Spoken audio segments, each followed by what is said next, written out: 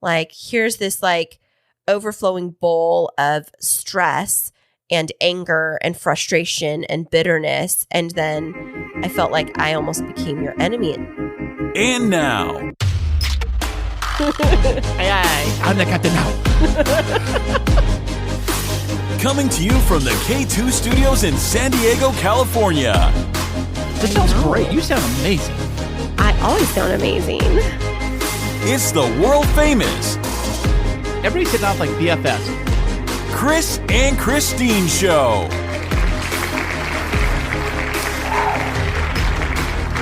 Hey, what's happening, everybody? How are you doing today? Thank you so much for listening. And I am Kris. And I'm Kristine, and welcome to episode 107 of the Kris and Kristine Show. Do-do-do-do. Fantastic. How you doing today, baby? I guess the better question is, how are you doing? That fantastic sounded a little less than fantastic. Yeah, truth be told, I have been sick. I've been under the weather for the last 2 weeks now. I've been totally sick. My voice was completely gone. It's still not quite there 100%. As Yep, you we can tell. I have like this nasally, like my nose has been plugged up. And You sound like not just nasally, but like you've been coughing a lot. Like you have that like husky voice, the rah, rah, rah. Right, it's my sexy radio voice. I don't know if that's what you would call it, audience, but there you go. Yeah, well, this is how we get the sexy audience voice. I think Kris. I had bronchitis and maybe a cold, and I did not have COVID because I did have to go to the doctor, and they did physically make me take a COVID test. And we did an at-home COVID test. Yeah, they have at-home COVID tests these days. Who even knew that was even a thing? Yeah, we actually had it like delivered to our door from Walgreens. It was super convenient. I ordered it and it was here 45 minutes later. And so we took the at-home COVID test. That came out to be negative. We both took the test. I took one and Kristine took one. And then when I went to the doctor over the phone, they actually wanted me to take a COVID test before I even did anything, before I even checked me out or did anything to make sure that I didn't have COVID, because they want to just blame everything as COVID related. Yeah, that was really difficult because like you went in and you did the online telehealth appointment, and I told them it is not COVID, it is bronchitis or something. Like, we know what we were exposed to because it was Ezekiel's father was sick and then sent Zeke down here, and then Zeke got sick like second day he was with us, and we were told when we went to go drop Zeke off it was just allergies. Come to find out a week later, after we were both super sick, that it was bronchitis. So we told the doctor through the telehealth that it was an exposure to bronchitis, but then they still wouldn't diagnose you until you went and you had the COVID test. And then afterwards, they called you with the results and they're like, you're negative for COVID. We're like, yeah, exactly. And then it was like crickets. And then you had to call back and be like, so do I get a diagnosis? Because if I can't, like, am I allowed to go to work? Can I go to work? And they were like, the nurses were just like kind of giving you the runaround. And that was very frustrating. Right, it was. So basically, long story short, they gave me like half a week off of work. Because of half a week. It was basically a full week, just minus one day. Almost a full week. That week happened to line exactly with the week of Thanksgiving. So it was Thanksgiving week. I was supposed to be working, and we were supposed to have all these interviews lined up that week. We had to interview every single day lined up that week. We had to cancel all of them. We are sorry. We're trying to reschedule as soon as we possibly can. But my voice, as you can hear right now, my voice was completely gone. I had no vocal cords at all. And like, your voice is here now, but before you were like rah, rah, and then you were so grumpy. Like, ladies, if you're listening right now, I don't know if your gentleman and your significant other goes through this, but the man cold is a real thing. It's like ladies get colds, and I mean, in comparison, I got super sick, and then 2 days later I was like bouncing back, and Kris was expecting me to like wait on him and make him tea and all of this. Come on now. Yeah. And I was sick, and he's like, what's wrong with you? It's like, I have the same thing that you have, because I went to the doctor. But somehow you got over it like one day. Because I followed the doctor's instructions and I took all of the medicines. But they gave you antibiotics. No, they didn't. They gave me nothing but a hard time. That you've been trying to do that all week. No, I didn't get antibiotics because it was viral. I just took the over-the-counter stuff in the order that they required, and it cleared it up pretty quickly. But I also didn't have the luxury of being sick like you did because luxury. I think this is luxurious of being sick. I think it's a fun thing. I think so. Yes, sir. I'd like to take the luxury car with the sickness on the side. Thank you. Yeah, because you were like sitting on the couch, and then I was like, "Hey, can I get your help with this one thing?" And mind you, I was sick too. And you're like, "I'm sick. I'm dying." And I was like, "Could you not watch that nasty show that I don't like?" And you're like, "I never get to sit and watch TV." And I was like, "Oh, so this is what we're doing. You're sitting and watching TV." And yeah, it's and funny because I never get a chance to sit down and actually watch television. Well, no, Netflix you don't or take the chance. You sit on your computer and you podcast the whole time. I don't podcast the whole time. I just do research and cool stuff like that, you know? Mm-hmm. So it's basically the same and thing. also I'm trying to figure out how to use this gear behind me. Like, what do these buttons do? What does this thing do? But the point is, you got to be sick and I didn't have the chance to be sick. I had like one day where I could be down, and then I had to be back online for work the very next day after that because I had a lot going on. So I couldn't take sick time from work because we'd had the vacation week the prior week and had a big thing that was going for the board. And it was just a lot that was happening. So needless to say, while you're going back to work and you've had time to recover, I had to go back to work and still fight the bronchitis on top of working for half of my vacation. Oh, yeah. And taking care of you, which is like a whole different level of work. You're just miserable when you're sick. You're miserable to be around when you're sick. Well, okay, first off, who really is fun when they're sick? I'm just fine. I take care of myself and I'm quiet. I'm not needy. I just like bundle up with a blanket. You think that? No, it's the truth. Everybody thinks that. No, it's the truth. How often do you have to like take care of me when I'm sick? You're just like throwing me a cup of coffee. Like, here you go. I take care of you every day, baby. So it's kind of like, I mean, whether you're sick or not sick. Sorry, that was my evil cackle. It's all the same to me, really, baby. So, your throat's sounding a little bit rough. I think you need to get a little sip of water right there while I take over for a second. So if y'all hear the sound of water bottles while we are working today, podcasting today, don't mind it. That's me reminding Kris that he needs to hydrate his vocal cords so that he doesn't lose his voice again. Right? Yeah, my voice was completely gone. I couldn't even like mutter any words. It was weird.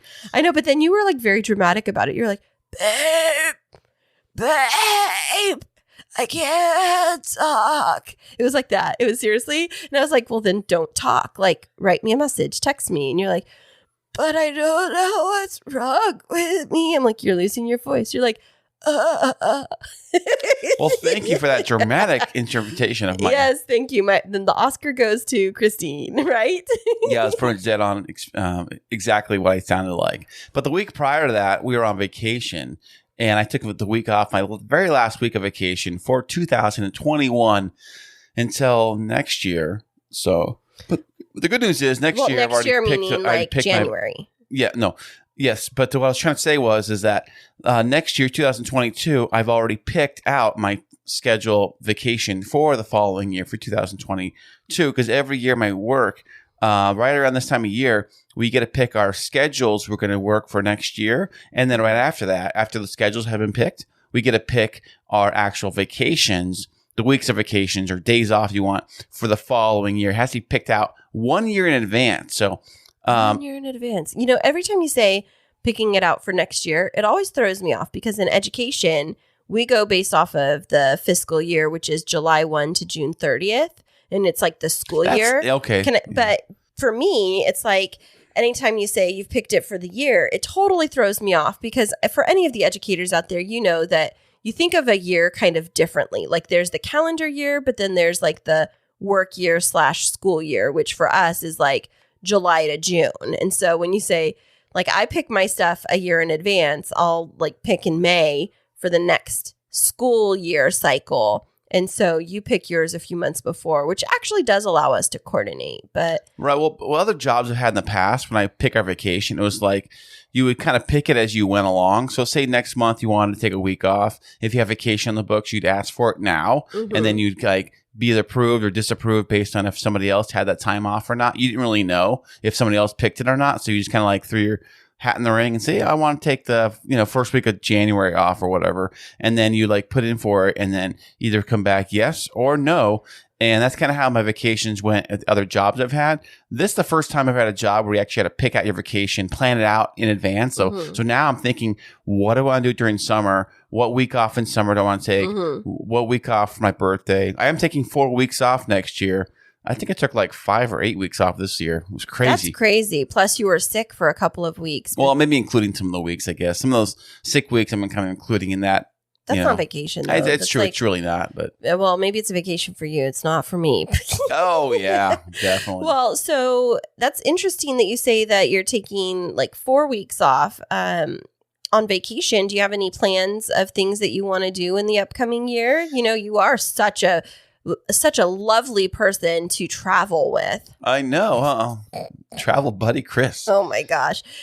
Ladies and gentlemen, if we haven't already covered this on the podcast, Kris is one of the most cantankerous travelers on the face of the planet. Why is it when I travel, bad things happen to me? I think that you are, it's like law of attraction. You like put it out to the universe because you always say, everything bad always happens to me. Everything bad, everything always breaks for me. And I'm like, what if you just said, like, my world is great, and you started to think like positively? Would that attract more positivity to your life? No, because the negativity would be like, wait, I see what you're doing. We're going to get in there and double down. No, see, that is such a toxic mindset because you think like even if something good is going to happen to you, that like the end is near, right? Yeah, and I do believe, but the thing is that when I do travel, I do get sick too. It's just kind of weird. I get sick when I travel, and we did travel recently. But it's not because we traveled that you got sick. It was because you were exposed to something before we traveled. And then traveling sick. like put it in like full throttle, you know, like it really kicked up the dosage. It was like a catalyst traveling to me. Oh my gosh, that's not appropriate reasoning. Right, I am a scientist, so I can speak on this. You are a doctor. I'm a scientist. So. The science of what? Scientology? Okay, Tom Cruise. Yes, so the space aliens are coming down. It's all the aliens' fault.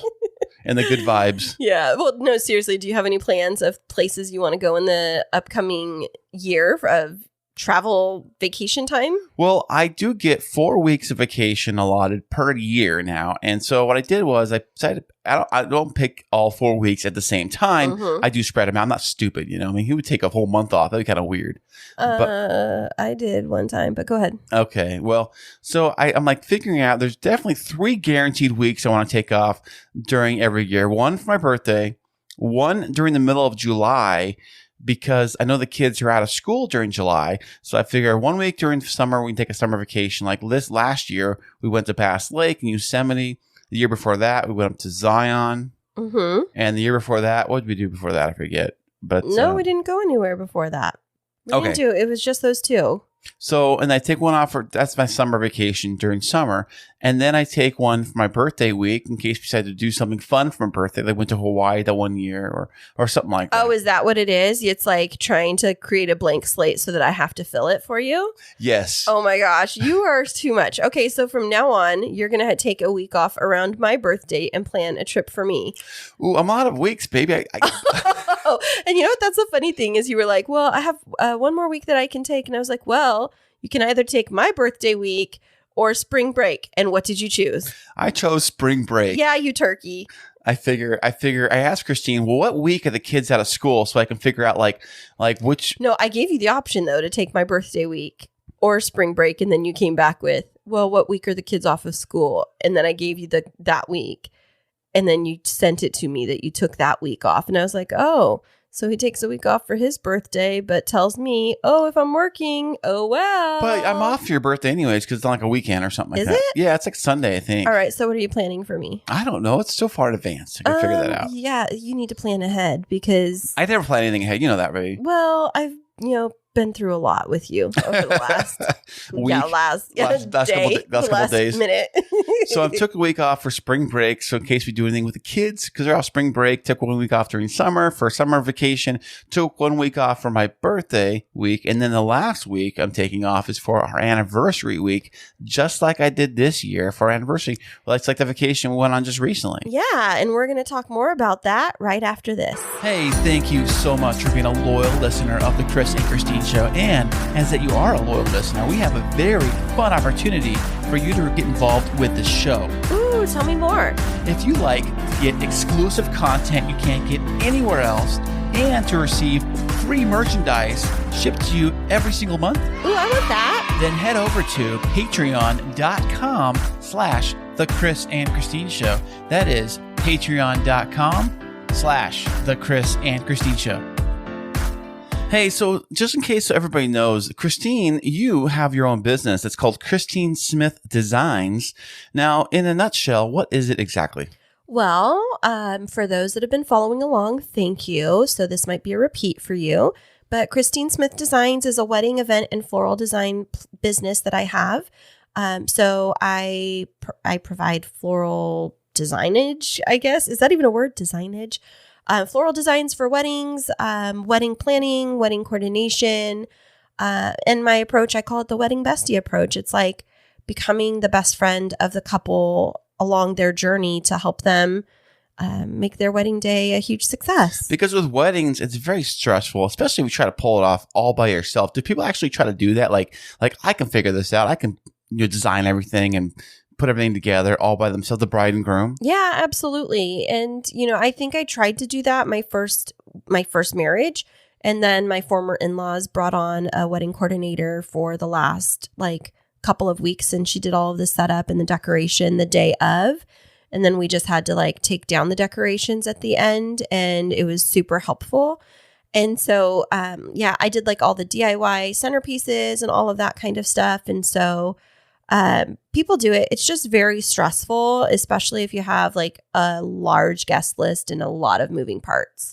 So last 2 weeks ago, you had a potential bride come to you via the Facebook market group or something? Well, it was several months ago that she found me, and it was on a special Facebook group called San Diego Weddings. And so this was a Facebook group that one of my brides turned friends invited me to join back in June.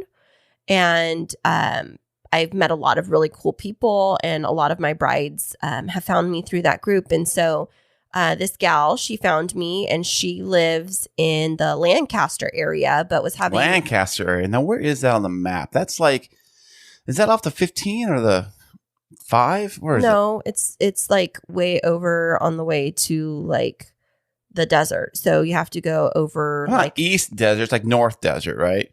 No, it's by Death Valley? No, northeast. It's you go towards Castaic, and then you branch out towards Palmdale area, and Lancaster is on the way there. My dad used to do a lot of work there when I was younger, but they weren't getting married there. They were having a destination wedding in Lake Arrowhead. And so they reached out and asked if I would be the wedding coordinator, not the floral designer. And they just needed help for the couple of weeks leading up to the wedding, and then on the day of to help get everything set up and then torn down. And so my policy is that anything that's outside of 75, 80 miles from San Diego, I have to charge a travel fee, because that's going to require me to stay in that area at least the night before the wedding, because all of my packages include coordinating a wedding rehearsal and then coordinating the day of. And so I can't feasibly be there for a wedding rehearsal, drive 2 hours or 3 hours home, depending on the location, and then go back and repeat that the next morning. So this nice couple, they really wanted to work with me. And so they contracted with me to be their destination wedding coordinator and compensated me for my travel. So that was basically really fun. your gas and at least one night stay. Yeah, at least one night stay. The lodge or the cabin lodge that we stayed at. Yeah, I typically look at what the accommodations are around the area to see, I try to be very reasonable. So it's not look for a 5-star hotel. It's what's simple and what'll get the job done, where I can sleep. And it just so happened that their wedding was taking place at this really cute little cabin resort called Pine Rose Cabins in Arrowhead. And it was super adorable. And they had this little studio cabin that was $120, $130 a night. And I thought, well, this is so cute. And, it was on our anniversary week early. They were having a Tuesday wedding, which I'd already taken that week off. That seems kind of weird, by the way, Tuesday wedding. Do people normally have weddings on Tuesdays? No, they don't. But I was already off on vacation because I'd taken the time off because you were going to take me to Mexico for our anniversary. But with all of the COVID stuff coming back up and all of the testing requirements and everything. It was just a lot of logistical headache. And so we decided to not do the Mexico vacation.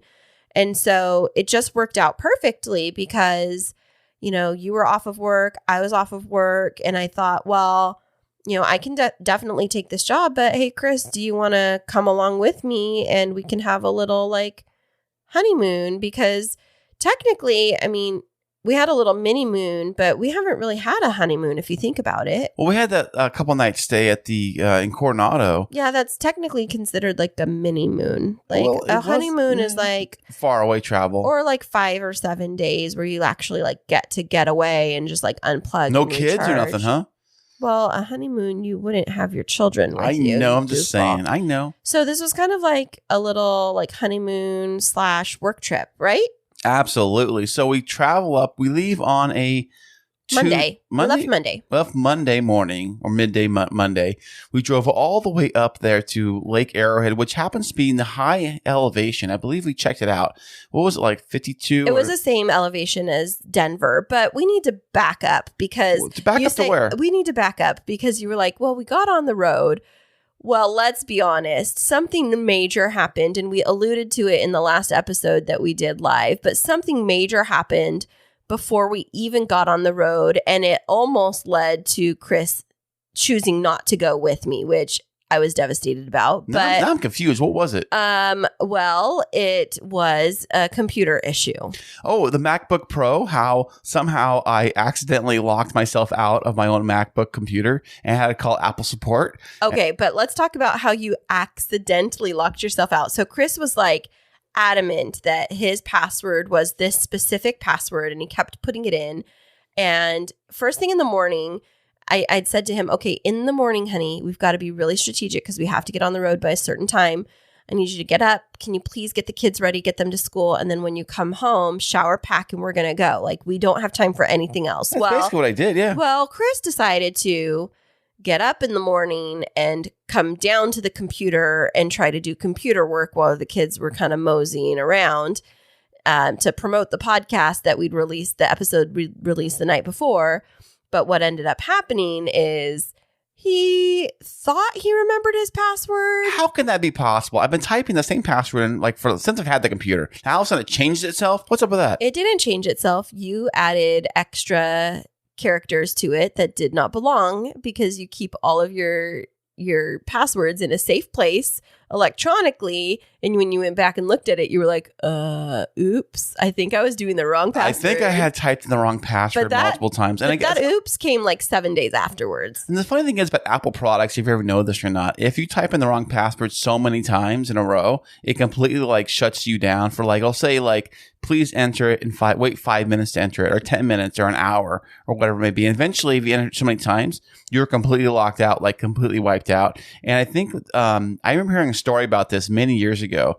It was on social media, I believe, or the news, where a son, he's maybe 5 or 3 years old, was playing with his father's iPad, and he was incorrectly typing the password in so many times. The actual Apple, it'll say on the screen, you have to wait how many days or weeks before you can re-enter the password again. In this particular case, it said 700 years or something like that because he typed it in so many times incorrectly. And that's kind of what started happening to me. It didn't say that much time. It just said that you were completely locked out of the account. So I had to call Apple Care and ask them, what do I do? What do I do? And they suggested, they said, basically what you got to do is we got to wipe out the entire computer and start from scratch. Yeah. All over again. I'm like, ugh. Well, before that, before you even got to that Apple Care, Chicken Little, sky is falling. Your whole world was crumbling because you couldn't access your computer, which you were not going to take with us on our trip. And that was my whole point of buying the stupid computer in the first place, was so I could take it on this trip. No, it wasn't. It was not the purpose behind it, but you freaked out. You completely lost it. And then you insisted that I stop what I was doing to come and fix your computer because I know. Well, you're the Apple whiz in the house. This is exactly what you said to me. So I sat down and I started going through everything, and I'm like, oh, this is not going to work. This is I was going through the setup screen and everything that I normally would do to refresh it, it was like, you have to wipe the computer completely because we can't log you in using this password. And so then I was like, well, honey, you're just going to have to leave it until we come back.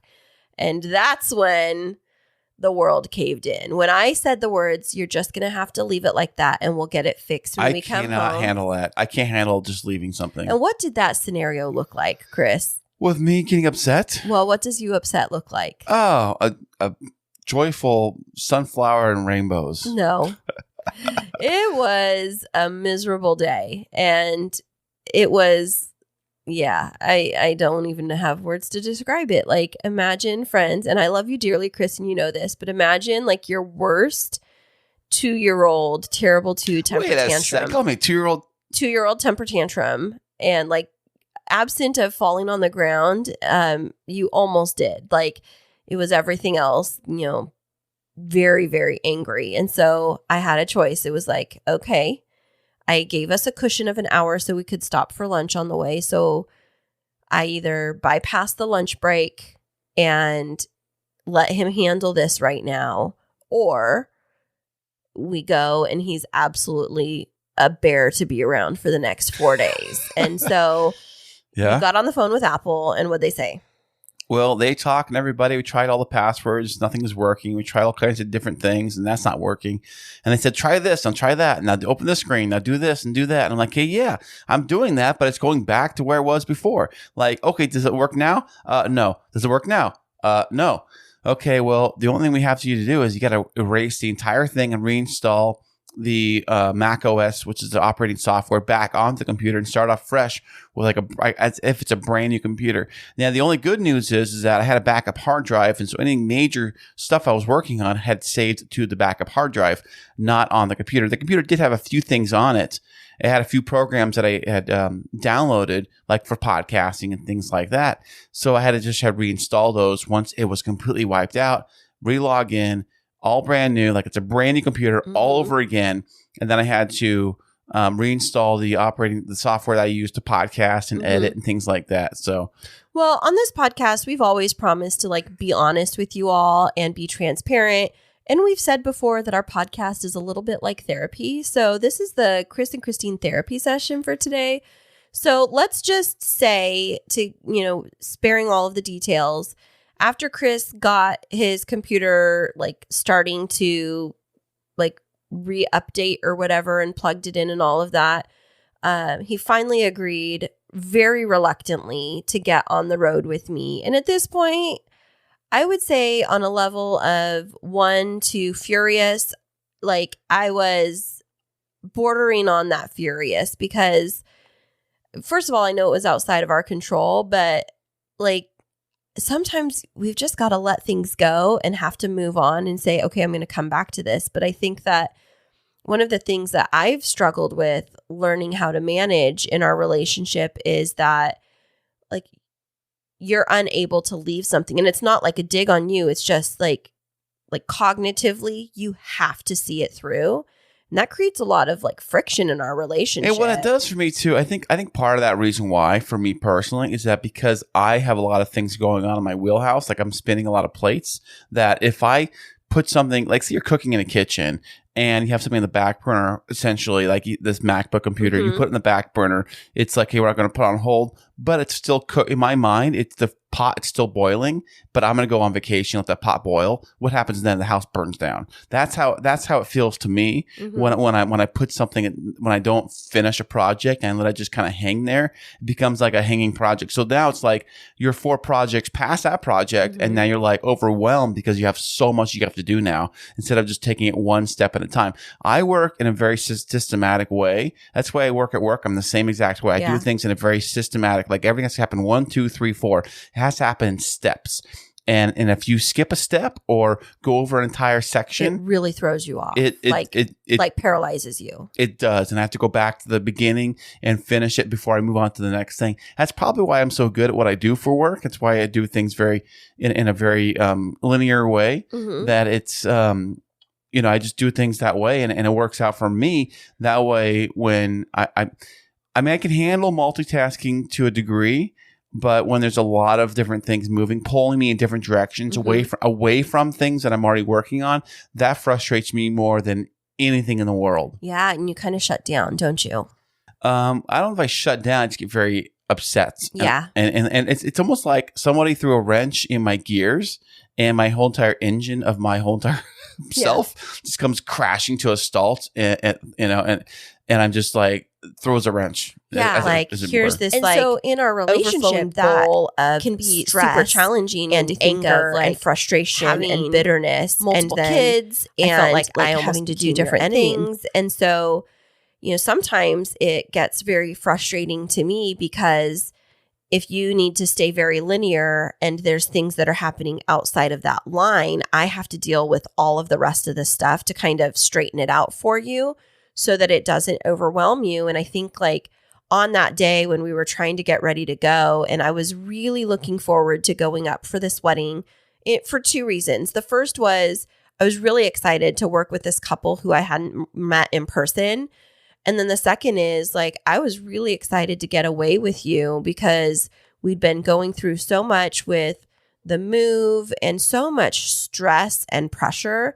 And I was walking into this day feeling super prepared and non-stressed, and ready to just ease into the wedding and just be excited. And then here's this overflowing bowl of stress and anger and frustration and bitterness. And then I felt like I almost became your enemy. And that made it really difficult on that day. No, I'm never say that you're my enemy, or I'm always upset at the situation around me. I figure that you aren't the exact cause of the pain and suffering. It's like everything I do, everything I touch and do, I break, and nothing seems to work for me, and the world around me is just crumbling down, and I'm super upset and emotional, and I just want to just get one thing fixed to move on to the next thing, just so I can have this perfect balance of it's like a balance beam, where I feel like I want to keep the balance very balanced, but yet the world is crashing on one side, which is kind of throwing my balance off. Right. And now I have to figure out how to fix it and get it back to normal. Yeah. And that's how I run my life. And I'm just a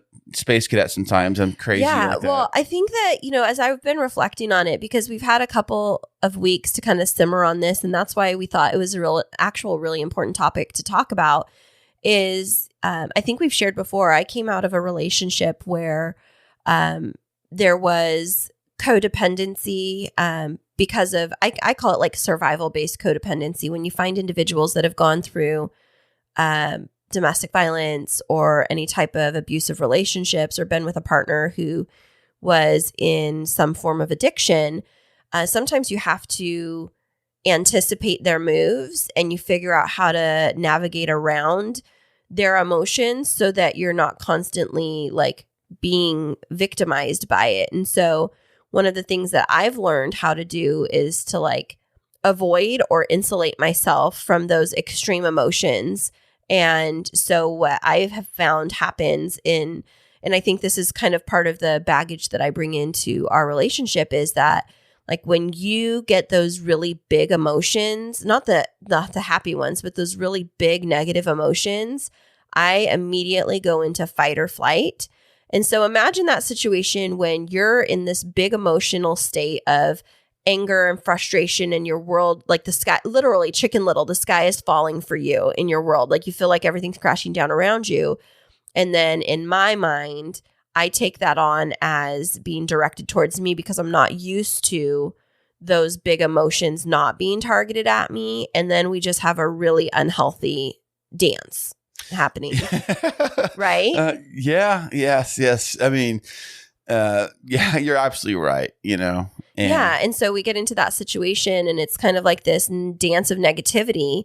And then we don't always know how to lift ourselves out of it. And so, we had this, we'll just call it that, dance. It's not physical. We never know. It's not like that. We just get very frustrated with each other. And so, finally you agreed to go because you were driving me to this trip. Yeah, we drove the my truck. Originally, we were going to take Kristine's car, but I said, you know what? We haven't taken the truck the truck really hasn't gone anywhere. And we had stuff we had to haul that needed to be like in the truck bed anyways. And now that I think about it, taking the 4-wheel drive up there into the mountains, there were a lot of other trucks like my truck up there. It was like almost like it fit right in place, like a 4-wheel drive vehicle fit perfectly in the mountains up in the wilderness up there. So we did take the truck, and it was a nice little drive. It only took a half a tank of gas all the way up and back. Yeah. And so we actually agreed to just drive in silence. I think that was the best move for us. So it was like 2.5 hours of just being quiet.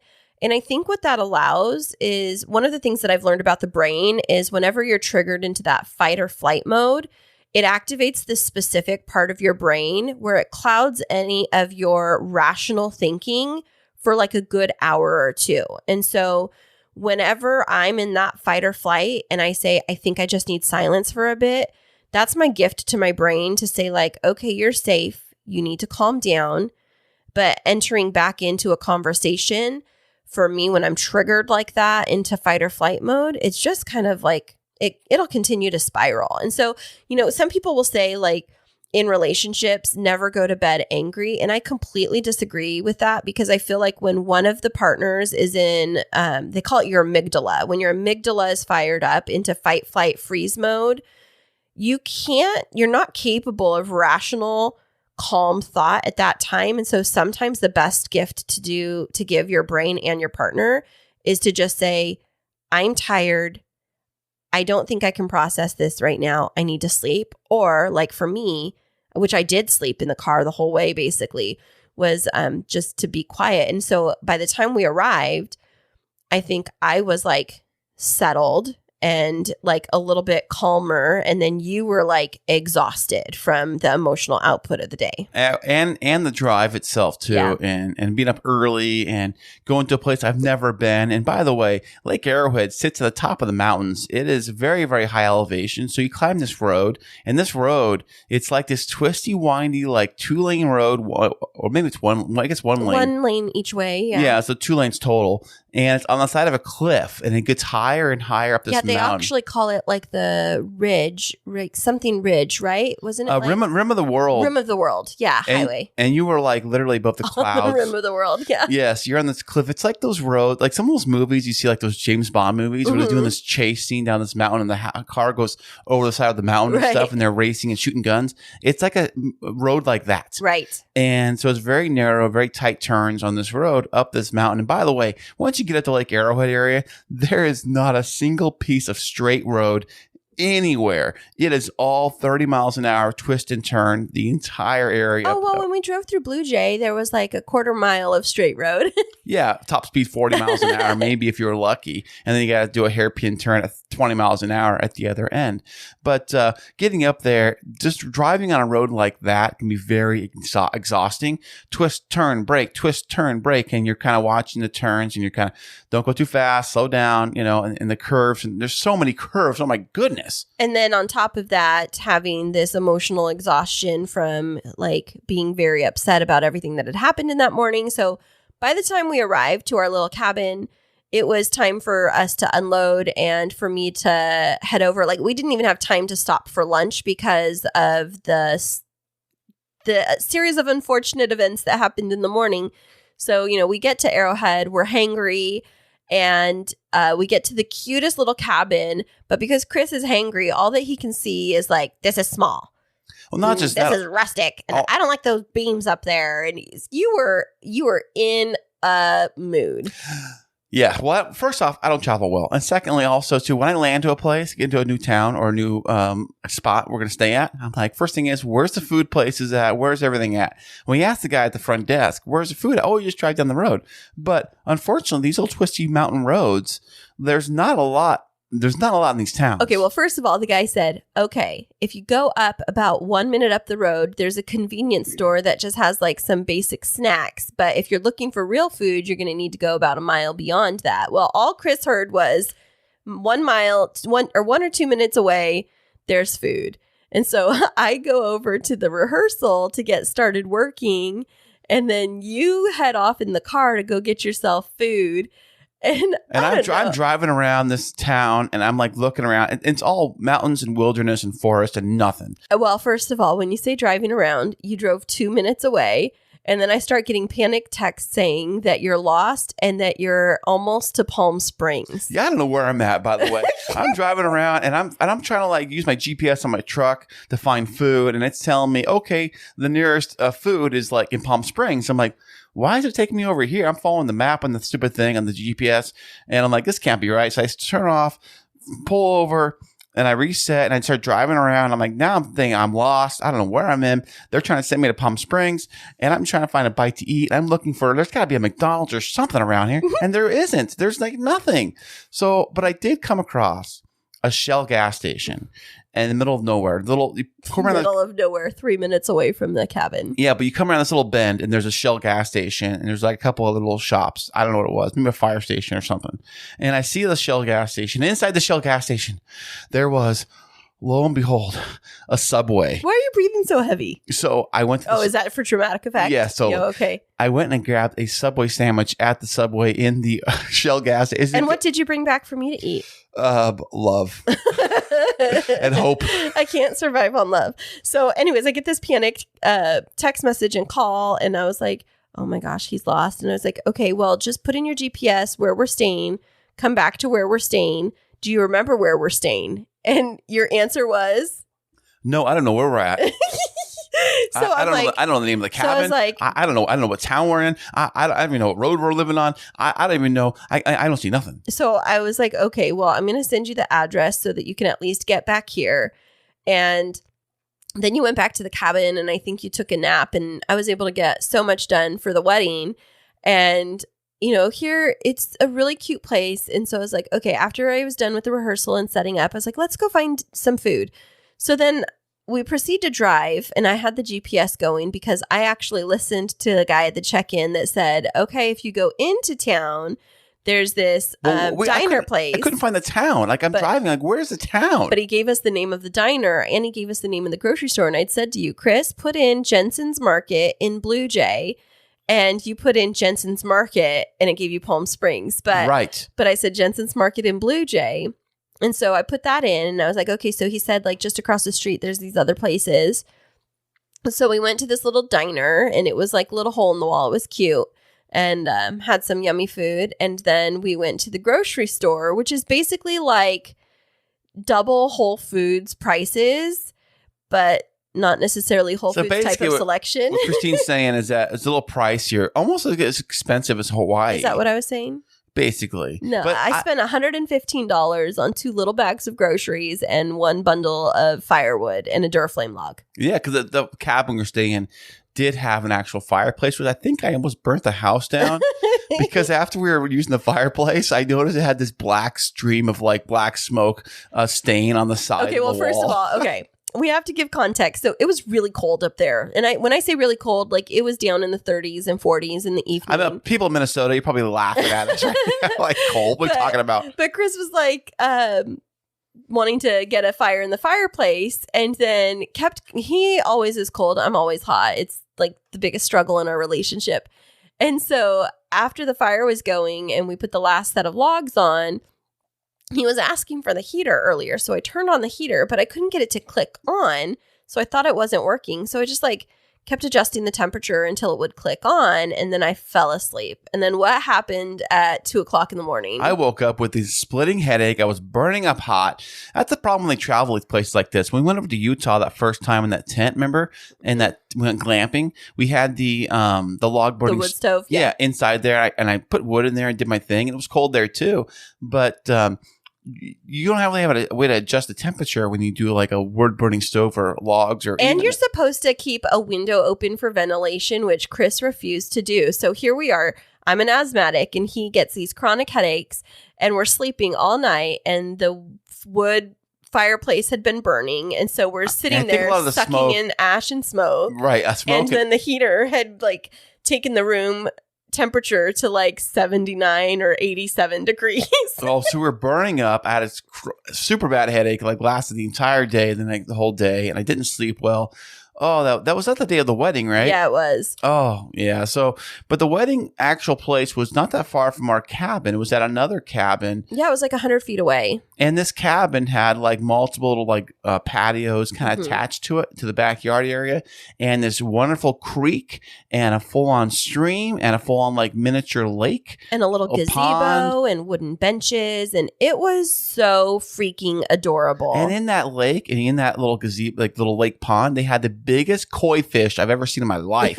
These things are like 3-foot koi fish. I know, 3 feet long, like dolphins. I mean, oh my gosh, you're so over exaggerating. They were long. huge. They were like 2 feet. Yeah, for sure. There was big, massive koi fish in the pond, and they had a patio. And the wedding was there. It was a cute little venue, and I thought it was adorable. Well, thank you. And it had a couple of little hiccups, but not things that I could have anticipated. It was some vendors that didn't follow up on their timeline and stuff like that. But it ended up being a beautiful day. And I will say that even though you had a headache, you came through like gangbusters to be my assistant. And you like came and you were helping me out with helping the caterer unload her food and like asking what you could do. And I thought it was so cute that you even packed like a black button-up shirt so that you looked nice. Of course I did. Well, there's the thing. If I was going to be at this wedding, I got to at least look appropriate. I don't want you thought you were a guest. I did think I was a guest. Like, hey, what side are you on? Are you on the bride or groom?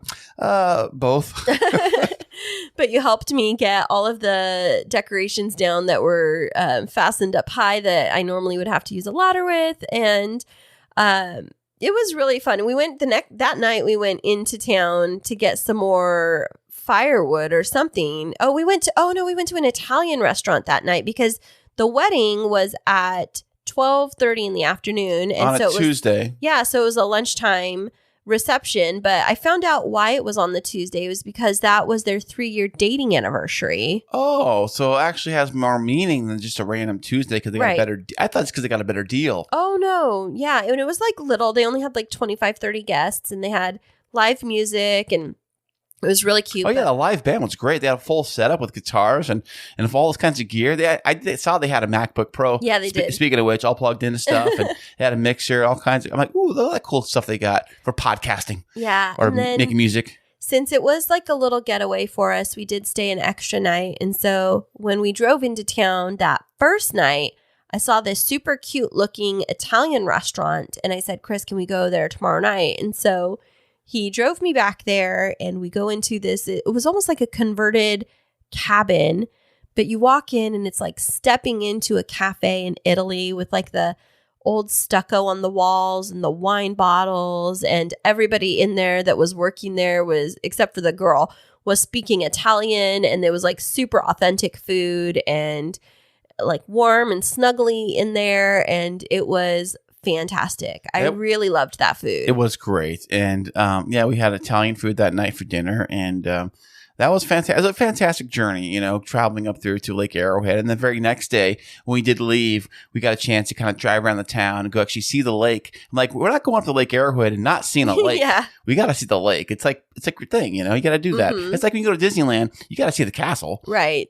So we did drive around and did check out the lake, but it was kind of quiet over then that lake town when we finally went over to the lake itself. Yeah, and they had like a shopping center. And so I was like, oh, let's go do some shopping. And what's so funny is we walked into this little coffee shop to get coffee because I hadn't had coffee for that morning before we left.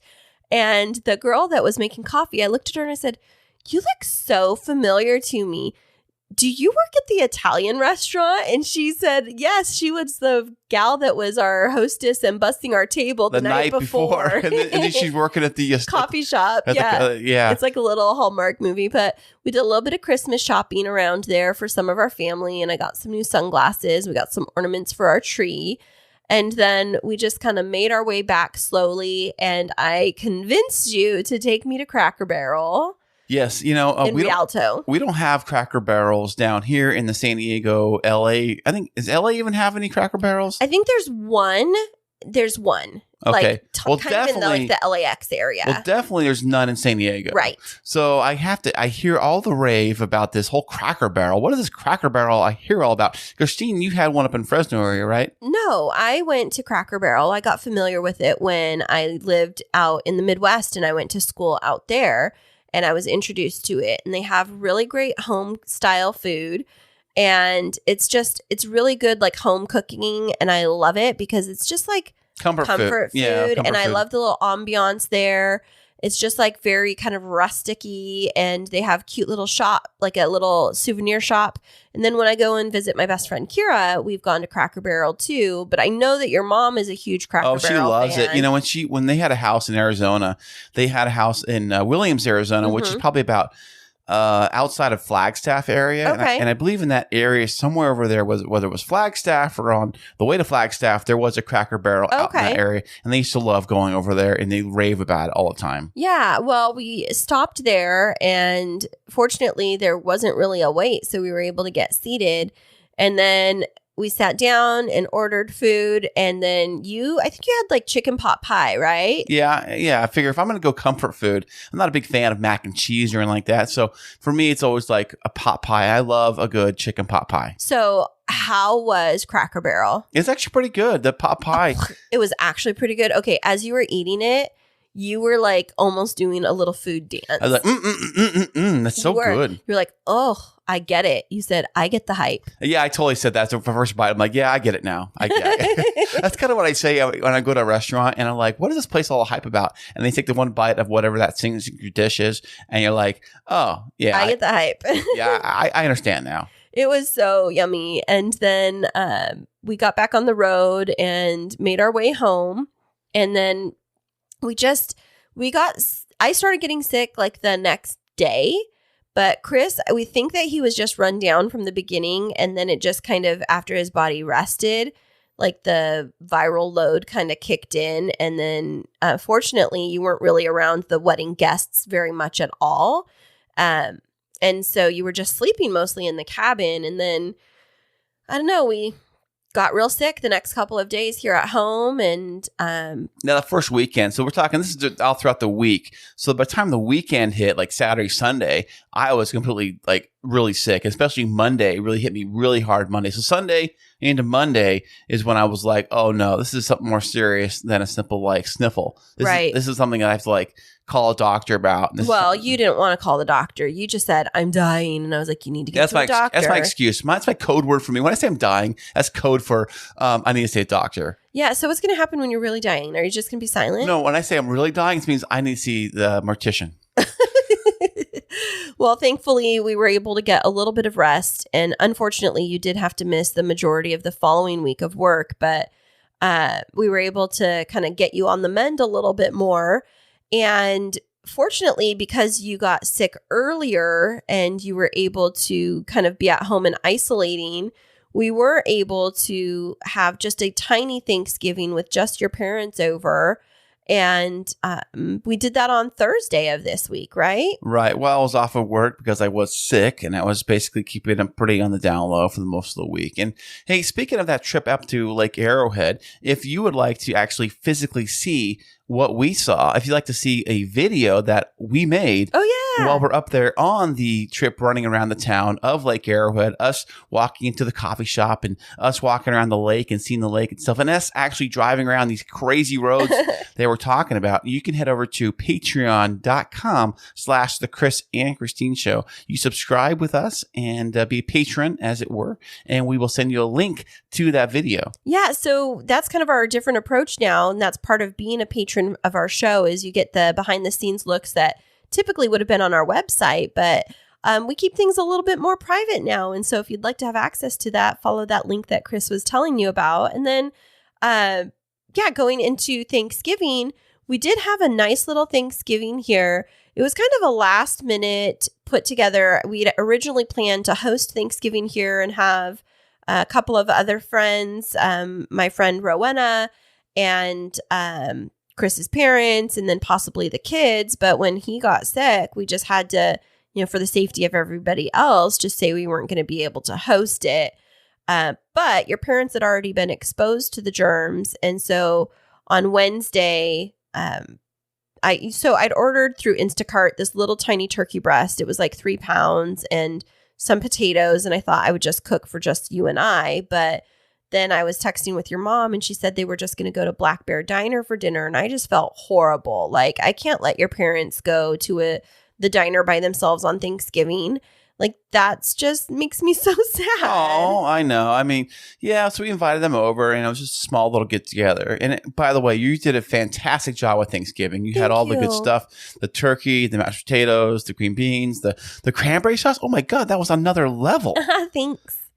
Yeah, I loved making all of that. And so I got this little butterball turkey breast. It was like an herb-seasoned turkey breast, and they give a little gravy packet that goes with it. And so I used the little roaster bags in the oven, which keeps the turkey moist. And it only took like 1.5, 2 hours to cook in the oven, which is super cool. And speaking of which, leading up to Thanksgiving week, we did buy a brand new oven for the house. Yeah, we did. And I had all of the decorations for Thanksgiving. Like, I got cute little charger plates and like little turkey themed plates and sparkling cider. I was the most prepared I've ever been. And then it was like, wah, wah, wah, I'm not going to be able to entertain. Well, you did, though. I mean, you entertained me and my parents. And I did. We all appreciate everything you do. Oh, thank you. And because we hadn't been feeling well in the days leading up, typically I would like have a bake-a-thon where I'd bake all of these pies, but I wasn't going to be baking and risk getting like any type of germs in the food and getting anybody sick while I was contagious those days leading up to Thanksgiving. So shout out to my friend Aubrey Beckman from Heritage & Co. Desserts and Design here in San Diego. She was making her holiday pies. She typically does wedding cakes and things like that.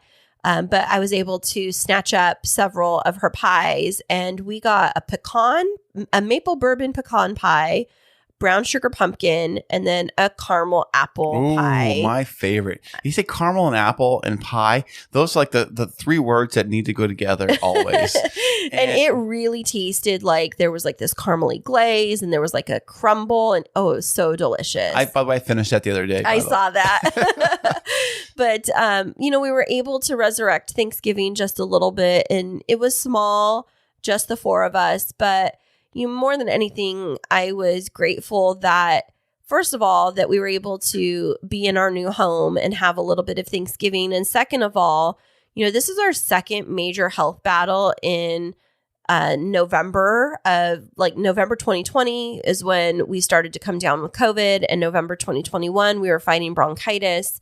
And more than anything, I'm thankful for health. And I'm thankful that you and I made it through that rough week before to be able to have Thanksgiving together. Amen, sister. I thank you. I'm very thankful for a lot of things, and in my health, although it is not up to 100%, I'm on the mend, I guess, as you say. Yeah. I'm trying to get better, and I am taking the pills and the vitamin C pills. And I remember the week we were on vacation, we were actually out of town. I forgot to take my daily vitamins because I always take like vitamin C pills every day. And I always take like the one a day daily men's health vitamins every single day. And that particular week, I don't know if it had anything to do with anything. I'm not saying this, but that week I didn't take those because I didn't have them with me. Right. So maybe I need to start taking those more often. Yeah, maybe. But, I was thinking about this as I've been reflecting on this episode, which, one of the things that we like to do occasionally is not have a guest and get back to kind of our roots of just having like conversations. And our little nugget, our takeaway of learning for our listeners today, Kris, has made me reflect on like handling conflict with your significant other or close family members around the holidays. And, we were able to make it through that really significant conflict that we had prior to that wedding. And we've been able to kind of normalize things and kind of minimize the excessive emotions. But what would be your tips for our listeners around managing emotions and managing conflict around the holidays? First off, take time to just do a quick little mini timeout for yourself, if possible. Step away, kind of reset, and kind of think about everything. Breathe, and just kind of like let.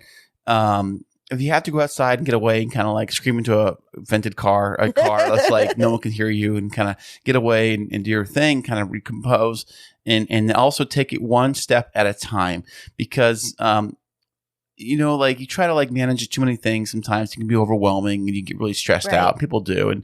And also too, don't be afraid to help out others too. Like say, hey honey, what do you need from me right now? What can I do to take some stress off you? Like, do you need me to do this one thing? I can handle that. Or you can focus on another thing. Teamwork is key, I think, in a lot of those kind of things. Because sometimes people will try to like do everything themselves and try to be a one-man show. I know I do. Right. Especially with like the podcasts and things like that. I think it's very stressful and things like that. So try to give you time to reset, to breathe, to refocus, regroup, and try to, I know the holidays can be a lot for a lot of people. It can be stress. It can be joy. It seems like a lot of stress. And sadly, though, I think the holiday season is one of the highest suicide rates of any time of year. Yeah, suicide, depression, and anxiety. And so I think that your tips are really helpful. And then I think also on the other side, as being a person who I will fight back if we get into a fight, but I typically try not to initiate. I'm more of a like slow teapot, like simmering. And like when somebody turns up the heat, then it's like, you're going to hear me. So I think that for me, one of the pieces of advice that I would give to those that might have those big emotions and be like expressing those big emotions is just be aware of how acting on those big emotions makes others around you feel. And so that's one of the things that Kris and I have talked about is that like when he has these big explosions of emotion, even though he's not angry at me, it feels like the fallout of that makes it feel like I've done something wrong. And so just being mindful of those that are around you and how your emotions might be alienating them so that you know how to kind of help regulate a little bit better. And I think that's like the name of the game around the holidays is we get really caught up in like the stress, and some people feel financial pressures because of, shopping for Christmas and other, holiday celebrations, and kids are acting a fool and all of that kind of stuff is just like giving yourself space to get regulated again in terms of your emotions. Because I think that we tend to know that the tsunami is coming, and sometimes we just don't pause, like you're saying, and give yourself a break to kind of reset. We just like play into the tsunami, and then all of a sudden our wave of emotions has not just crashed over us and made us feel out of sorts, but has had implications and hit everybody around us too. Right, because every little thing anybody does just pisses you off. Like, hey, Kris, how you doing? What do you want? Get away from me. Yeah. So yeah, and then it just affects everybody. And, one of the things that my mom taught me, and it was a Bible verse, and I know we don't like get really religious here, but I think it's very sage advice, is it talks about like the emotions of the father. And like it says, fathers do not provoke your children to anger. And I think about that, like when you think of the man of the household and your emotions, it really can steer the entire house, right? Right, absolutely. Like you are the captain of the ship. Everybody looks up to you as being the father of the house. They try to look up to you. You try to keep it together. And if you get out of control and go spiraling out of control, like we have sometimes on occasion, and then it tells the others what is acceptable behavior. Because if you think about that, whether you're a single parent running the house, whatever your emotions you demonstrate, that sets the tone that type of emotion is acceptable for everybody else to express, right? And then it goes downhill from there. Yeah, because if you think about it, if you're out, having these big emotional outbursts and the children see and your partner sees, then they feel it's all acceptable to have those types of emotional outbursts at one another. And then you start building this toxic cycle that reinforces over and over again. And so the way to break the cycle is to pause and reset, right, Kris? Absolutely. Take a pause and a reset, like this podcast here, baby. You got any more else you want to talk about before we wrap this up? No, I just want to encourage everyone, if the Thanksgiving holiday was a little bit rough for you, if you're feeling a little bit blue, if you're feeling a little bit more triggered and sensitive, just know that there's others that are feeling that way and you're not alone. We would love it if you reach out to us. We're not therapists, but we have good listening ears. We'd love to chat with you. Kristine actually is physically a doctor. So. Well, not a medical doctor. And I'm the Lord, so... But no, in all reality, we're not professionals, but we just want to encourage all of our listeners out there to stay happy, healthy, safe, and sane during this holiday season that can kind of dysregulate everybody, right? Absolutely. And if you want to find out more about the Kris and Kristine Show, you always can go to the source. That is krisandkristineshow.com. And you can find everything you want to know right there on the website. Yep. So thanks for sticking with us, and we will be back with you next week.